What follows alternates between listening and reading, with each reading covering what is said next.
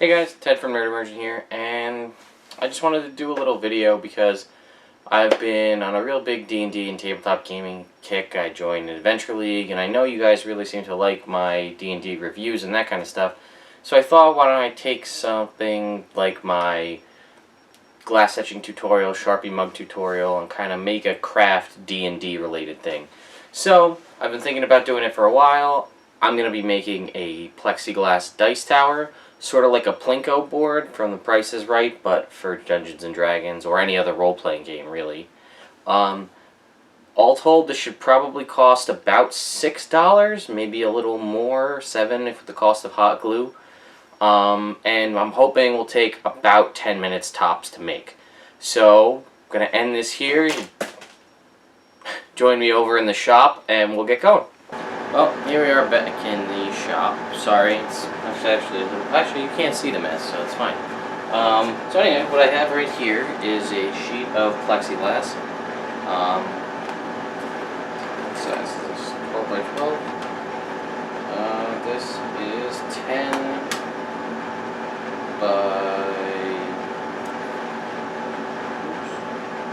by 8. This is a pre-cut sheet that you can just buy at Lowe's or Home Depot. This one has some plastic glue around the outside edges here. That's because this is using the botched mold box video I tried to make a while back that I didn't end up needing. So this will run you about somewhere around $3 to $5. You obviously don't have to get it in these pre-cut sheets. You could get it in the big long sheets if you want. Then you have plenty. So what also here I have a metal ruler. These are nice because when you go to make your cuts, you can line this up and draw the ruler along the side. You don't have to worry about it cutting into, or the razor rather, cutting into the knife. Some sort of writing utensil that will mark plexiglass. I just have a Sharpie here. And then some sort of blade to cut the plexiglass. Razor blade, if you have a bandsaw and you want to do it that way, that's fine. I happen to have a plexiglass cutting knife. So that's all the tools you're going to need for this. So I'll bring the camera in a little bit and we'll get to actually cutting. So here we have our plexiglass piece, our ruler, and the marker. It really depends on the size of the dice tower you want to make. If you want to make it really tall, you can make your measurements this way. If you don't care about the height, I'm going to go lengthwise only because I'm trying to make the majority of this dice tower out of one of these sheets for you guys. I may end up needing more, which I do have. And we're just going to do this once real quick to see how it goes. And then I have some plans for another custom one that I might try to do and then show you at the end of the video. So what I've done is I've put out some measurements. For the width of it, I'm thinking about 3.5 inches wide, so you need two measurements 3.5 inches wide for your big side pieces, and that leaves you 1.5 inches by 1.5 inches on the side. And that is going to be the basis for your tower. We will still need something else if we want to do a little tray. If we don't want to do a dice tray, which we don't actually have to do, that'll be it. We'll be done with these cuts. So we're going to move up here to the top, and we're going to take our measurements again. So 1, 2, 3.5. 1, 2, 3.5, and then 1.5. So I'm just going to line up our lines here. Oh, can't even see that. Oh, hopefully we can still make the cuts pretty easily. So we got our lines as best as we can. You're really not going to be able to see them. I really can't even see them myself. Although this one looks like this is not exactly right here. 3.5. Measure twice, cut once. That's what they say, right? Might as well.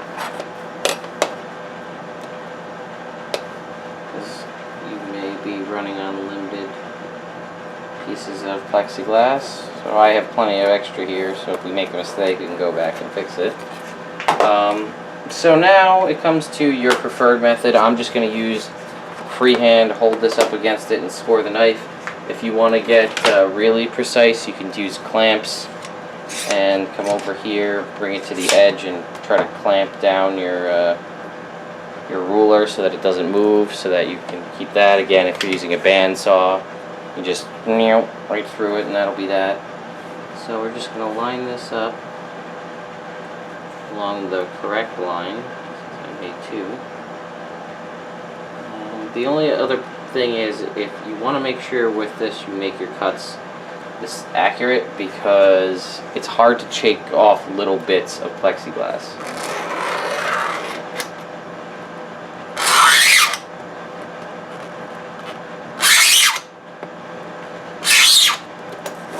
So, put our score line down there, and now we should just be able to break it off. So there's that. So I'll cut ahead till I cut the other pieces, and I'll catch you back here in just a sec. So now we have all of our pieces cut out, our 4 pieces. So we can kind of just set this up to get the mock idea. You're going to have something roughly like this. Just this rectangle here. You're going to drop your dice in the top. We'll put the little dowels in there to make the Plinko board, and we'll cut a little piece off of the bottom here. I'd say probably 1.5 inches off the bottom, and that gives it a spot for the die to roll out. So I'll cut that off real quick, and we'll start to figure out the size dowels we have and drill the holes, and that'll pretty much be the assembly of this. I didn't mention it before, sorry, but if you wanted to get really fancy, you could probably use a heat gun, and if you heated the plexiglass up enough, you may be able to bend it so you didn't actually have to make cuts and glue the corners together. You could actually just make a bend in the PVC and try to do it that way. Not exactly sure how well that would work, and you still would eventually have to glue one seam, but that'd be one seam versus 4. So cut the bottom piece off of that. Next up is our dowels. You can buy these dowels easily at Home Depot or Lowe's, although you will pay more for that. You can get them in different thicknesses. What I've got right here in this bag is actually from a dollar store, so this entire bag of dowels was $1. My wife bought these. I'm not exactly sure what they're for. They do have pointed tips though, so my thoughts are they're probably a stake of some kind, potentially for putting signs in the ground, or, you know, giant shish kebab skewers. But they're probably exactly the right width. They are about 1/4 of an inch in diameter, so we'll be able to put several of them throughout here, and we'll kind of come up with a pattern that we want. Maybe 3, 2, 3, 2 all the way down to the bottom, and then we'll jump over to the drill press and drill those out. And then again, obviously if you wanted less, you could do a thicker dowel. If you want to get real fancy, you can stain these if you want, so that they are you know, not just this bare wood. And then once we do that, we're just going to cut them all to 1.5 inches, because that is the diameter here of our plexi side pieces, and maybe a little bit larger than that, and that'll allow us to finish our Plinko board. So what I've done here is I just took some blue painter's tape and taped around the outside edges of this just to hold the 2 pieces together, so that we can save ourselves some time when we're drilling, so we don't have to stop and drill 2 separate holes. I just had a pretty good thought before I decided.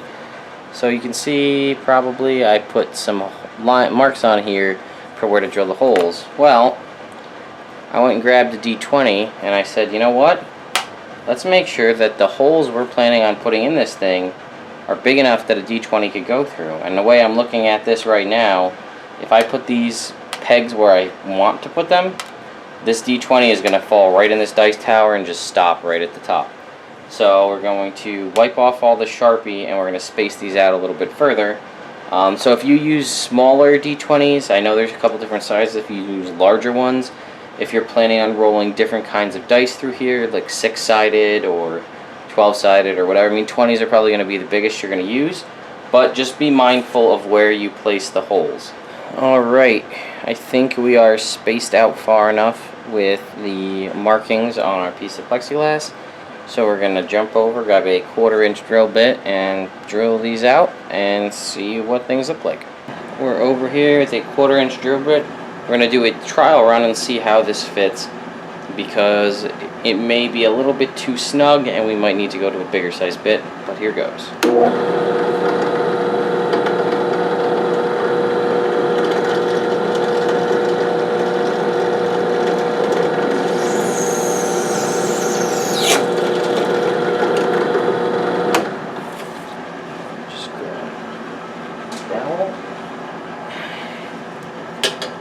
So we made our hole straight through, and look at that, we've got a perfect fit.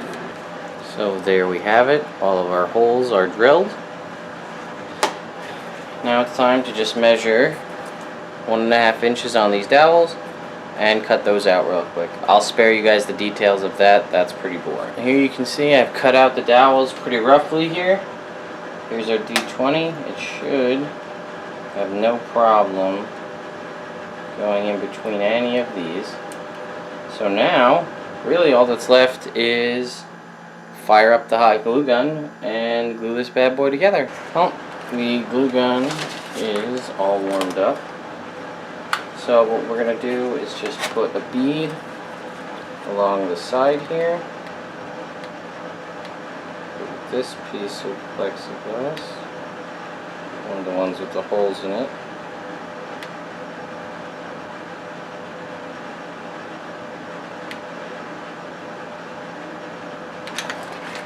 And we're just going to take one of our longer pieces here and just kind of sandwich them next to each other. And while we wait for that to dry, we'll stop the tape and we'll continue on with the other pieces. So I've got both of the side pieces, holding them in place while the glue dries, and then we're just going to try to set our top piece on there and get that one glued in as well. And then I'm not even sure if we actually have to glue in the pegs. We might just be able to just slide them straight through, but we'll see what happens when we get there. Well, we've got some good news, we've got some bad news. Bad news, the holes shifted. Apparently that tape didn't hold when I was doing the drilling, so the tape actually shifted, so all the holes are kind of crooked. Also, keep in mind, if you're using hot glue to put something together and it's made out of plexiglass, you're going to see any mistakes in all the glue. So you may want to think about painting it after the fact. Good news, it will still work. I added a few extra things since the end of the video there, so I'll show you what I did. We'll just tilt this down here. So what I did was I added another one in the top to give you the Plinko feel, where you get the 2 lanes, so you can kind of see how things are sort of crooked in there. Now this one here, and I had, so since they were crooked, I had to add hot glue to hold all these in place. This top one that's perfectly straight on did not need any hot glue, it just stays in there by itself. And then remember that extra piece we cut off the bottom here? I put that in on an angle, you can kind of see that on the side, so that the die will roll out. So, without further ado, I present to you the first roll through the Plinko Dice Tower. 17, that was on the left side. 10 on the right. Let's go left. So, let's tilt this back up here. Now, the concepts that I just told you will work with just about anything. You could do this with 2 pieces of styrofoam and some toothpicks. Foam board, again, toothpicks, popsicle sticks, whatever you have that's easy, accessible, cheap.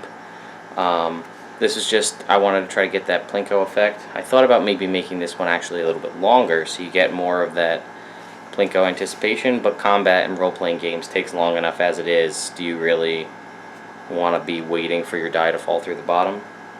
My initial thought was to make double of these, one that faces out to the players, so when you're the DM you have one that goes to the players, one that goes to you, but when it's clear it kind of defeats the purpose.